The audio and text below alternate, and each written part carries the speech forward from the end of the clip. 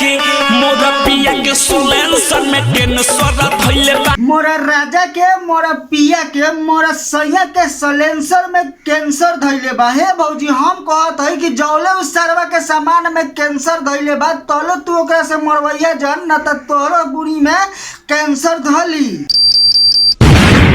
क्या हाल बा भाई लोग, हमार नाम अल्ताफ, स्वागत बा आप लोग के हमरा इस चैनल में जेकर नाम है बिहारी एक्टर। तो आज के ई वीडियो में हम करे वाला है छोड़ा यार का ले दे कह से चलो बहन चो देखनी के गान मारतनी। राजा के सोलेंसर में कैंसर धइले बा। राजा के सिलेंसर में कैंसर धइले बा। ई भौजी के कहे के मतलब ई है कि इनकर जे सैया बारे उनकर सामान में कैंसर धइले बा। बहन चो हमरा ई ना समझ में आवेला कि एकनी काक चाट के आई मीन सिलेंसर चाट के कि लाल चाट के एकनी गाना लिखे लसन आ का जाने का चाट के एकनी गाना गा देवे लसन कि ऐसन ऐसन गाना बकचोदी फैलावे लसन कि हमनी के साला रहल न जाला अब मजबूरन कुछ बोले के पड़ेला। राजा के सोलेंसर में कैंसर धइले बा। ना यार भाई लोग तोहनिए लोग बताओ कहता सिलेंसर में कैंसर धइले बा। बिहान हो के एकनी वही कह दी कि एकनी के गड़िया में कोरोना वायरस धइले बा। मोरा राजा के मोरा पिया के सोलेंसर में कैंसर धइले बा। अरे हटाओ बहन चो दी गनवा के न त हमरा लार में कोरोना वायरस धइले बा। कूद के पेल दम भौजी यही जे दांत चियार के मर जाए।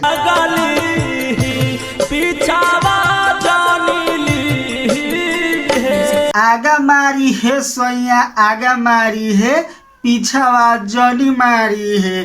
ई भौजी के कहे के मतलब ई है कि इनकर जे सैया बा उ पीछे के मांगता लेकिन ई भौजी के देवे के मन ना। यही से भौजी हाथ जोड़ के कहती है कि हे सैया जी आगे खाली मारी पीछे मारे के कोनो जरूरी नहीं के। लेकिन ई भोसरी वाला मानत नहीं के। ई भोसरी वाला के करे के है तो पीछे ही करे के है। तोहरे खातिर हवे राजा ओ हमारी जवानिया एक भरा खाली अपन झाड़ ली पानिया। इहो भौजी साफा छिहत्तरिये बिया। एक तरफ कहती है कि हे सैया जी खाली आगा ली पीछा मत लिया, ओकरा बात कहता कि तोहरे खातिर बाटे राजा हमारी जवानिया आवा ना हाली सीने झाड़ लो ना पनिया। तो जब तोहरे एकरे खातिर सब जवानियों करबा तो उ बेचारा आगे लो चाहे पीछे लो। बहन जो तू मना होखे वाली कौन मना करे वाली कौन होका तारे रे। ना यार बहन चोद गजब बकचोदी ये कनी करे ले यार।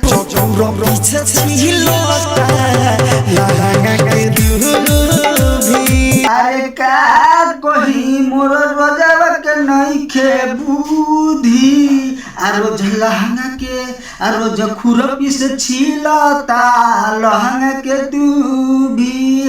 अब भाई लोग तोनी समझिए गल होखबा कि लहंगा में कौन दूभी बा कैसे छिला लहंगा के दूभी। बहन चोदी अपने लहंगा के दूभी बढ़ा के रखत हो या उ बेचारा के जंगलवा देख के डर लग जात हो तो उ पहले छिलिए के न करी। लेकिन ई बहन चोद सोचतिया कि वही में हमार सैया जी भूतला जाओ वही में करो। लेकिन एकर सैया बा होशियार कहता हमारा सैया के बुद्धि नहीं के। उ बेचारा साफ सुथरा क के कइल चाहता लेकिन ना ई छिहत्तरी जंगल झाड़ पसंद भी है एकरा।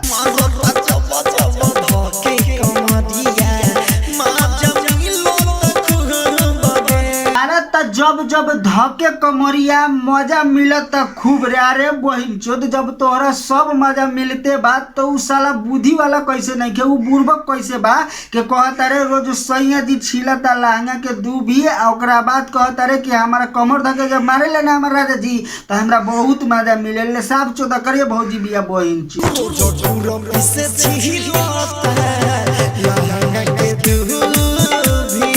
भाई लोग ऐसने ऐसने गाना हम सुनी लेन तो कसम से कहतनी मन करे ले कि एकनी के पकड़ के हवा में उड़ा उड़ा के एकनी के घोपल जाओ। लेकिन ना बहन चो मिलबे ना करे लेकिन।